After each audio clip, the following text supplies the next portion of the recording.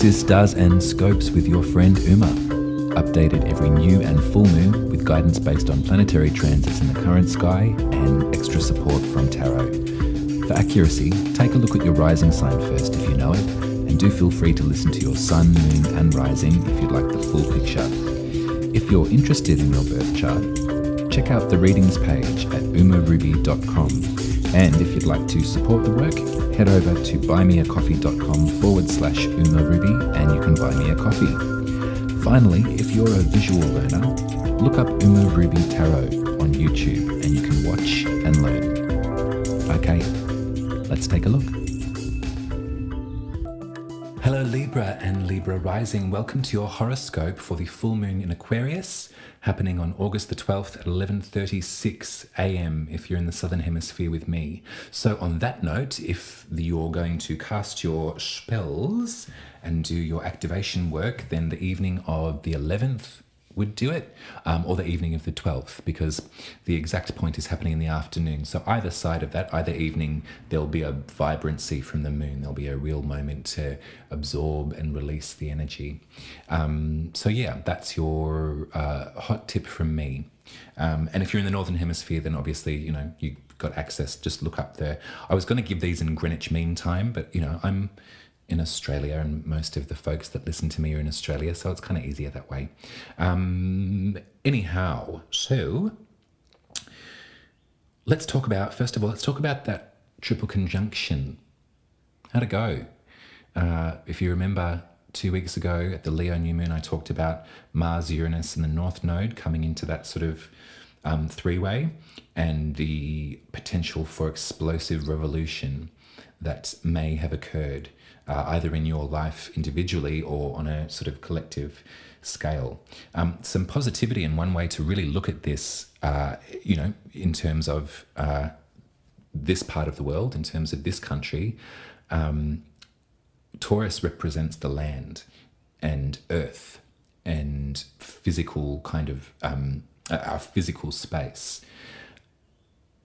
Think about the commitment to the Indigenous voice to Parliament and the timeline that these declarations were taking place. It was all happening right over this conjunction period, and maybe in some ways you can think about the kickback from, well, it's essentially just one woman, but it's actually, I laugh, it's actually not. And yeah, it's sort of, this is something for us all to be very sort of aware of and persistent in our evolution. If you think about Uranus as being the revolutionary and Mars being the activator, think about the importance of our collective voices standing up to dissent. This is a very important moment, you know, follow politics or not, what, you know, but it's as far as this land coming back to a point of resolution. This is a step, a very important step, and something that has been a long time in the making. So that's one way to look at this conjunction. That's one way to look at the sky and look at around us and in our experience, how has this played out? For you, this conjunction was happening in your 8th house, Libra. So, you know, just describe the 8th. it always catches in my throat. It's the parts of life that move us, the parts of life that cause rebirth in a lot of ways.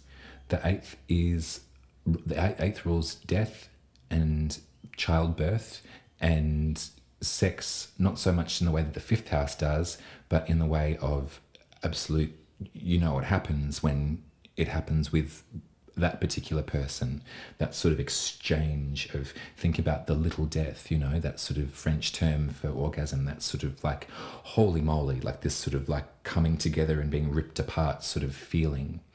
The 8th is also to do with taxes and rental contracts and sort of some of the other ways that we're bound to other energies that it might be, you know, impolite to talk about in company. That's what the 8th is sort of representative of. So I wonder what was going on there for you, Libra. I wonder what combustion happened in that space for you over this last bit of time, remember that there's a ripple effect, and remember that, you know, these conjunctions don't sort of happen one day and are gone the next. But this is, I explain this to you to give you a sense of grounding in term, if things have been turbulent or things have been explosive, we look at the astrology to zoom out and to experience the macro, as above, so below, and to kind of almost in some way feel that we're reconnected, that we're part of this, and that to remind us of the cyclical nature of life too. Like life and death, you know, it is a cycle. Things begin, we love them, and they end, and then they begin again. So that's the energy there, Libra. I just wanted to sort of go to explain how sometimes these aspects can affect us in beautiful ways too. And perhaps in your 8th, perhaps there was some beautiful, groundbreaking, earth-shattering, revolutionary stuff that you were experiencing as well. Anyhow, let's go back to the moon and let's focus on that. So Aquarius rules your 5th house, which is the house of creativity and of sex in like a sort of cute, romantic, beautiful, energetic way. It's the house that tells us or teaches us how to express ourselves. Think of Leo. That's the 5th house in the natural zodiac. So for you, this full moon, with Saturn in almost exact conjunction, this is going to be a great moment for you to release what is no longer serving in terms of perhaps the limitations around your creativity or your little black book dating schedule, or it could be to do with letting go of the rhythms that are perhaps no longer valid anymore. Particularly because I'm being called back to that 8th house triple conjunction, Libra, because this moon and Saturn are forming a square again. Mars has moved on. Mars is quick moving energy, but Uranus and the North Node are still in that conjunction. So there is focus here, and these, we don't feel something one day and then get over it the next. So there is a relationship for you between creativity and self-expression, and between some of the more binding parts of your life and the spaces that are so deep and important to you. Yeah, the tarot card for where the moon is at 19 degrees in Aquarius is the 6 of Swords. So if we work with this energy, you can see that this is 2 figures, 3 figures that have made an active decision, an active choice to move away from turbulence. This is a sword card, so this is about thoughts and intelligence and messages. It's also got a lot to do with water because they're traveling on water. They're moving away from a choppy emotional space into a clearing, into a space of water, a body of water that is flat and safe. So in some ways, these swords can be looked at as, I think in this way we're going to look at these swords in terms of the information and the truth that is going to keep you safe as you make this journey. So it might be really important for you to hang on to some of what it is that you really do know, the sort of, and it's not about being immovable in perspective, but I think to get you through to this next bit of time, it's going to be really important to consider these swords as help, as they're double-edged swords, so they can be, too many swords can destroy us, too many conflicting thoughts or voices can really be our undoing. In this way, we're actively making the choice to move away from something turbulent. So this could be a project that you're creating that is just not sticking any longer. This could be something to do with like an artist block, or something that you're working on, or a way that you're trying to express yourself that it just isn't working out. So this is an active time to move away from that, to take maybe this moon, take a moment from the project or from the artwork.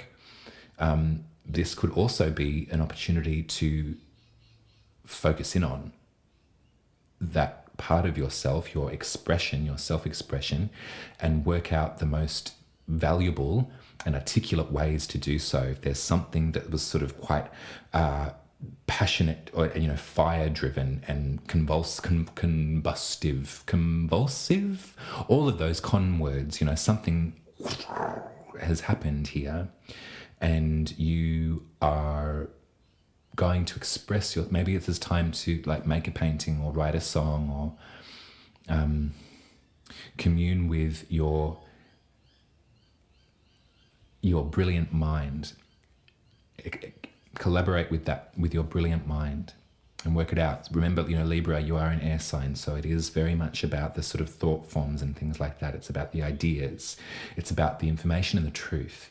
And for you, balance. So how can we get you back to a space of balance? Are you moving away to balance? Are you moving away from something that's too fraught to regain balance again? Maybe that's what's going on.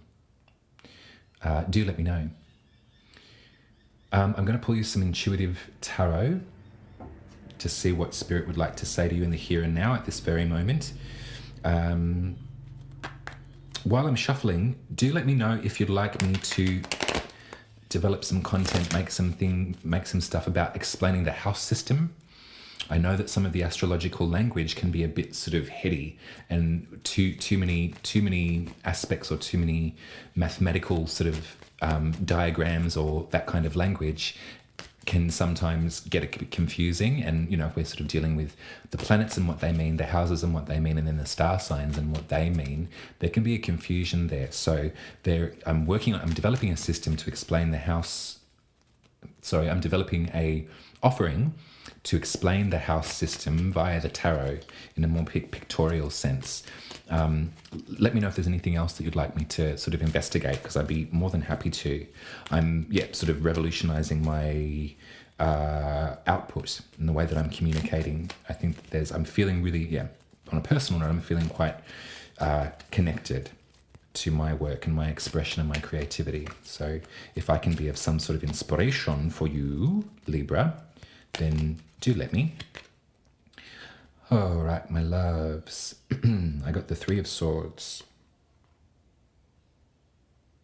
One of the most powerful images in the tarot, and one of the most universal experiences.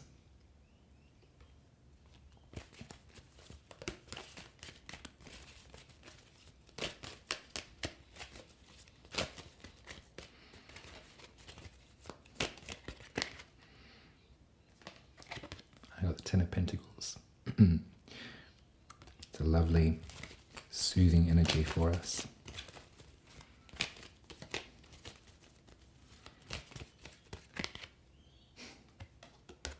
And the Empress.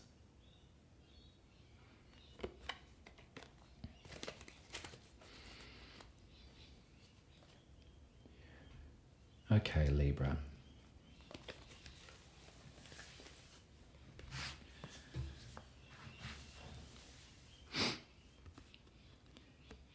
I'm going to bring the Six of Swords into this reading too. I think it's really important.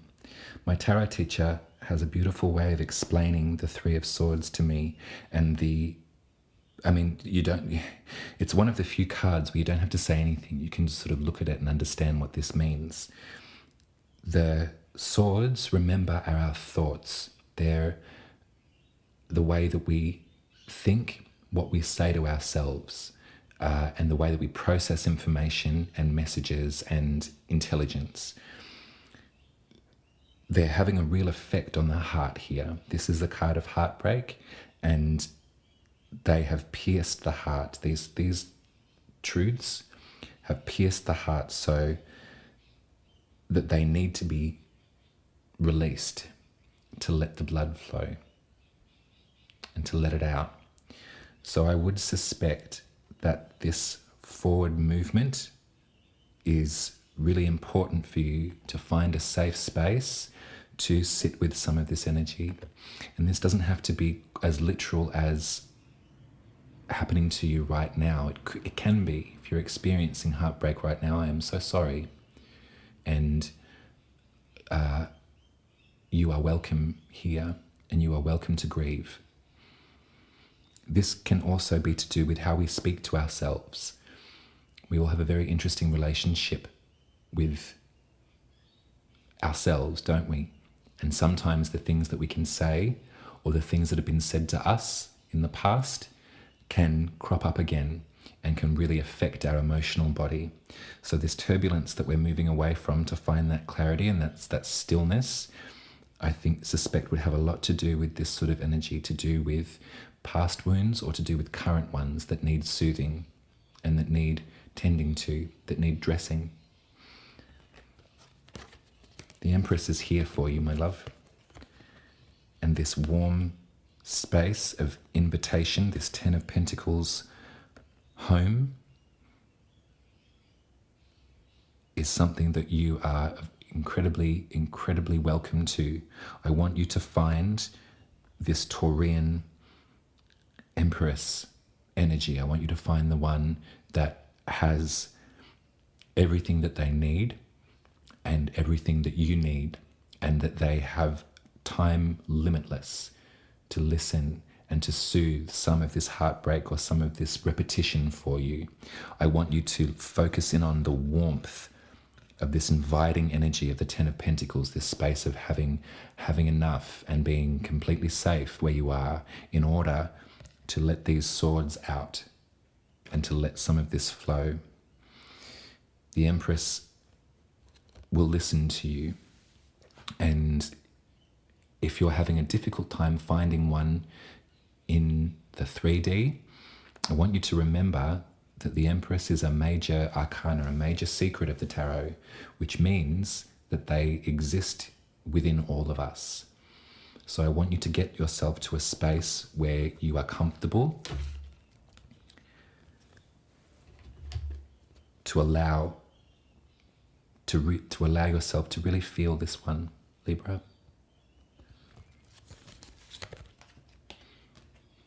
I'm going to leave this reading here, my darlings. I am wrapping you up in all of the safety and protection and comfort that I can muster. I love you very much, Libra, and I really look forward to connecting in all the which ways that we can. And if there's anything that you'd like to speak about further, you can send me an email, lickety-split. You can do that via my website. Much love to you, and do take care.